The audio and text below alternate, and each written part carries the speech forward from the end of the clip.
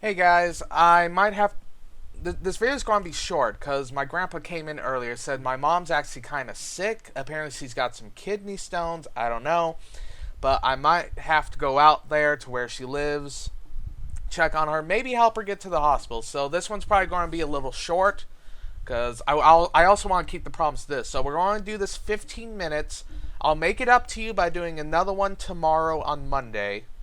But, you know, Mom needs me, but First night out, let's just do but this. not by much. The only reason you ain't blown us tribals to bits is that you didn't want to hurt the pretty gun. I heard Pirate let out an alarmed squawk.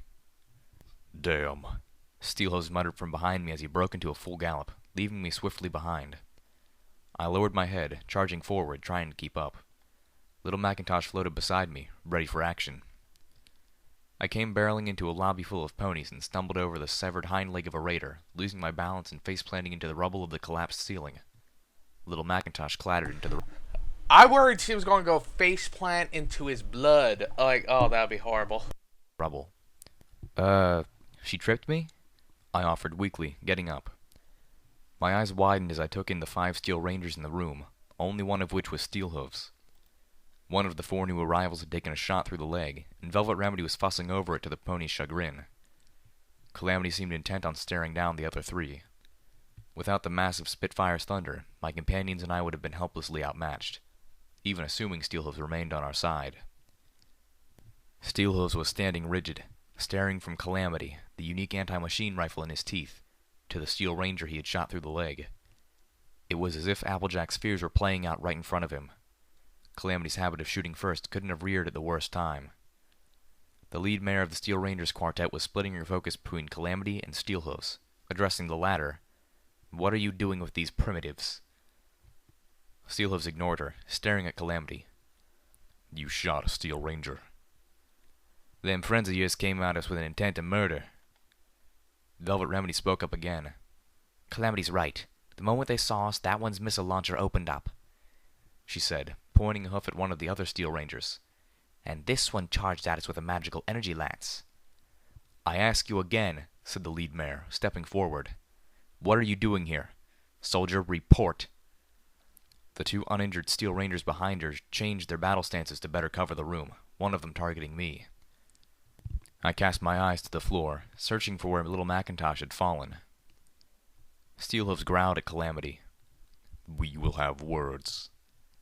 Then, bothering to spare the mare his attention, he answered. The fuck you were expecting them to do? You are not cleared for that information. You need only know that I am on assignment and that you are interfering. Now order your knights to back down. The tension in the air was nearly suffocating. I am a senior paladin in the Ministry of Wartime Technology. You will address me with proper respect befitting my rank. As will you, Steelhooves replied with a gravelly calm, when addressing a superior officer. A younger buck's voice sounded behind the helmet of the missile launcher ranger. Elder Steelhooves? The question was met by a still room. I spotted little Macintosh, but didn't dare float it up from the floor, certain that some pony would start shooting. Calamity broke the silence. Elder, well, guess who's been holding out on us? My apologies, Star Paladin Steelhooves, the senior paladin said carefully. I did not recognize you. Your armor is that of a much lower station. Steelhooves nickered. Apology accepted. He turned to the younger buck. And I would thank you not to call me above my station. If you know of me, then you know I refuse that position. The leading mare was not done, however. You're far from your normal stomping grounds, Star Paladin Steelhooves. By protocol, I shall lead you to meet with Elder Blueberry Saber. The light on her helmet swiveled to illuminate each of us in turn. As for the disposition of your friends, she began. They are with me, Steelhooves said firmly. Lead. I shall follow. The steel-encased mare turned and trotted out of the bank. Velvet Remedy stayed close to the wounded God, one as he they rose are to his fucking hooves, favoring his assholes. injured leg. How many As chapters the rest of us till they began get the to follow, shit kicked I in? floated little Macintosh to me. I know how this works. The gears in my mind were beginning to turn again. And while Like, okay, here's the thing. Lil Pip may not be the most conventional main character, but the conventions are still there. Like, when someone's a shit to her, they typically get their shit kicked in. That's the way it is for player characters. You know, we like being in charge, we like being the boss, and then when somebody's a shit to us, we kind of kick their shit in. Like, that's how it works. I could already tell these guys are going to get them.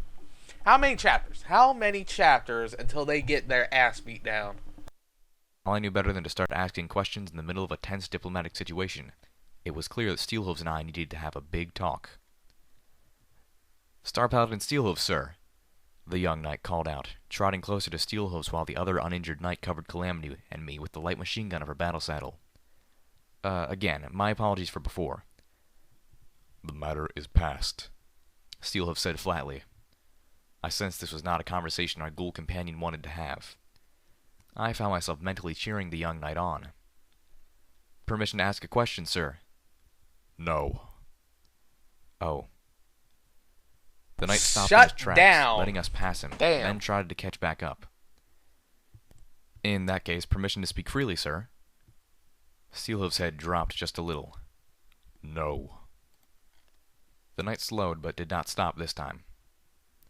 Permission granted, Knight Boom, proclaimed the senior paladin. To Steelhooves she whinnied. My troops, my territory, my rules. Sir, I just wanted to say, there are a lot of Steel Rangers who felt the same way you do. About following in the path of the Ministry's mare, I mean. If you had taken your rightful place as an elder, a lot of us would have gladly followed you. Steelhooves remained impassive. The silence stretched out as we trotted through the suburban wreckage that surrounded Philadelphia. Slowly, the young knight dropped back into position behind us. I heard his last words, muttered to himself before he fell quiet for the rest of the trip. We still would. So, the fact I'm getting here is it's one of my most hated fucking tropes ever. Is the good guy. The guy who isn't an asshole and is offered a position of power, and he refuses it, even though he knows that the people that are going to succeed him into that position are fucking assholes. Like, what? Oh my. It's a trope I just don't understand on any level. It's happened before. I cannot pull any examples up, but there are other like stories and movies and other mediums, games and stuff, where this kind of thing happens, where the guy, either a companion or the main character or whatever, is offered a position of power in a organization, usually the leadership position, and he refuses it for whatever fucking reason, and the guy who succeeds him is an asshole or evil or whatever. I don't understand. I cannot comprehend that thought process. I just don't understand it. But god damn, it still was. Fuck. When I was a young buck, I was taught that somehow some ponies were inferior to others.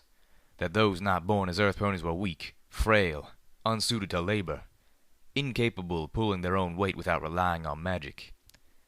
You, my children, prove every day that the only ponies who are inferior are those who choose to be. Unity is more than just the blessing of the goddess. It is our search to transcend the laziness and weakness of our ancestors, to reach up to a higher level of existence. Unity with our fellow ponies, not tearing each other apart, but building... Okay, I figured out. We had the vault where it was sort of misogyny vault and stuff like that. So this vault was his vault. I'm not calling the stables their vaults. It's just what pops in my head. His vault was a Earth Pony superiority vault. Whether they had other races, I don't know. Maybe they were just Earth Ponies. But that's what I'm getting from him. Like, he had to come from a vault, right? He's kind of like a main character, I'm feeling. Ugh. Assholes. Building each other up, and Equestria with us. And you, my children, are already halfway there. In you I see that unity already lies within us, should we just choose to embrace it. The glorious evolution that awaits us is just icing on the cupcake. Explosions ripped through the street. Steelhooves stood alongside the other Steel Rangers as they tore into the slavers, taking cover behind the ruined chariots and carriages, and even behind the wagon full of slaves that they were transporting into the heart of Philadelphia. Red Eyes' voice died out when the grenade barrage from our ghoul's battle saddle obliterated the slaver's radio. Through the din, No Pony heard the shot from above that tore through Nightbuck's helmet, ripping it off his torso. His head turned to jellied mush inside. A Pinkie Pie balloon floated overhead, turned a raging fuchsia by the dipping sun. "Take cover!" the senior paladin yelled, and the rangers scattered. At the turn of events, was that the night that was on, like, hey, Still filling Hooves the street should have with taken suppressive over? fire. Like, was he one of the cool I hid guys? behind a trash barrel as bullets riddled into it. If the bin hadn't been full of another age's refuse, the bullets would likely have torn through it and perforated my body. As it was, the few which punched through were stopped by my saddlebags and barding. "I got this one," Calamity called out, soaring into the air, Spitfire slender strapped across his back, intent on going one-on-one with the Pinkie Pie balloon. From behind a mailbox, Velvet Remedy focused on invoking her shield spell, bringing it to life between our Pegasus and the slaver ponies who turned their guns to fire at him. The moment their guns were trained away from me, I dove around the trash barrel, slipping into sats and putting shots into the heads of 3 of them, courtesy of the zebra rifle. Their heads Nice erupted in fucking flames shots. as they fell. 2 were doused in flickering green balefire that sent my pit buck clicking. They stumbled, screaming, as pyrelite flew over the slavers. I could hear shots exchanged above. The slaver pony who had been hiding behind the slave wagon, a lavender and green unicorn mare, wrapped the remains of Night Boom in a levitation field and floated it towards herself. Sats died, only to activate again, partially refreshed. I looked down the scope of the zebra rifle, but couldn't get a clear shot with the wagon of slaves in the way. They were cringing, trapped in the open. I saw one tan-coated mare mouth, "Don't shoot me."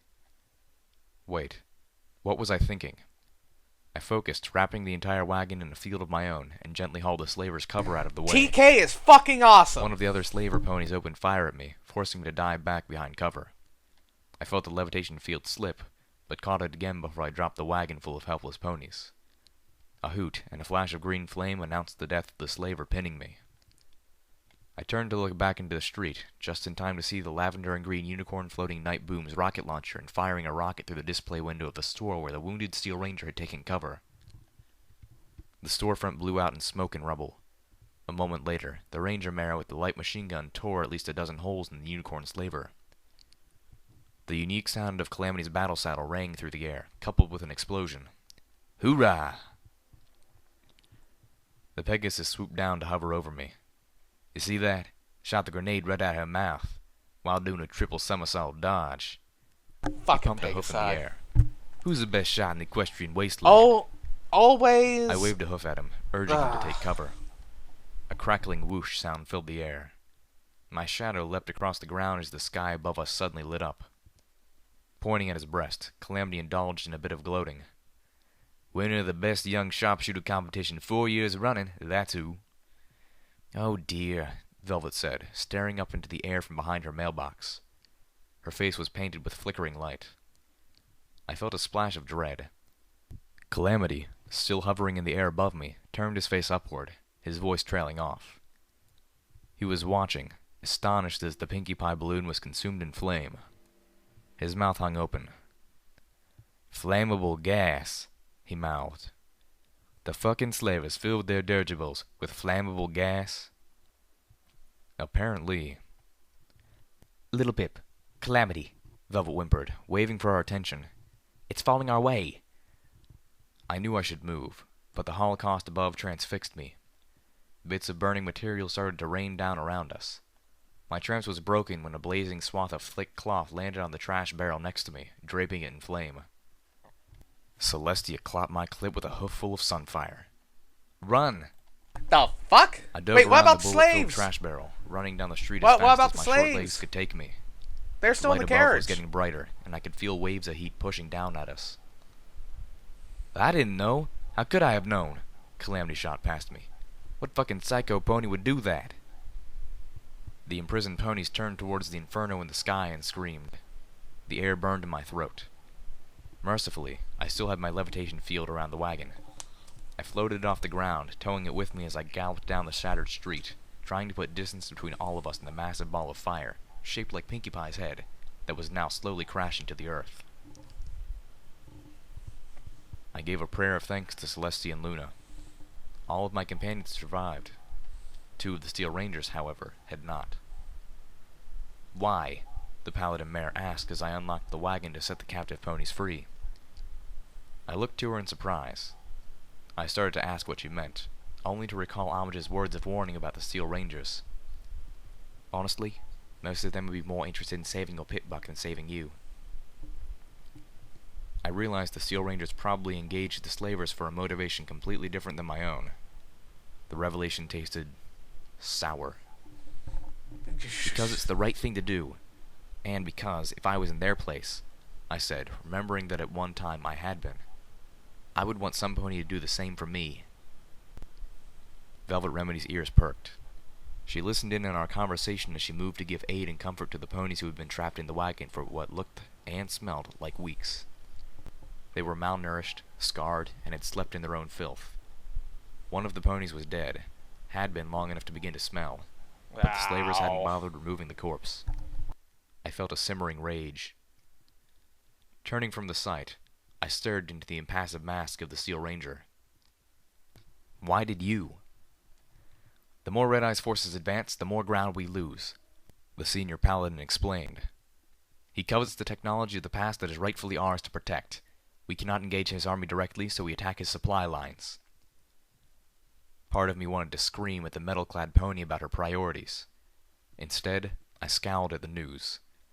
I had not expected the outskirts of Philadelphia to be a war zone. Philadelphia was home to both major hubs for the Ministry of Wartime Technology and the Ministry of Morale. But we lost our hub to Red Eye's forces 3 years ago, and have been forced to fortify in the secondary position. My scowl increased. Any imminent plans to take it back? I felt the Steel Ranger mare glare at me behind her mask.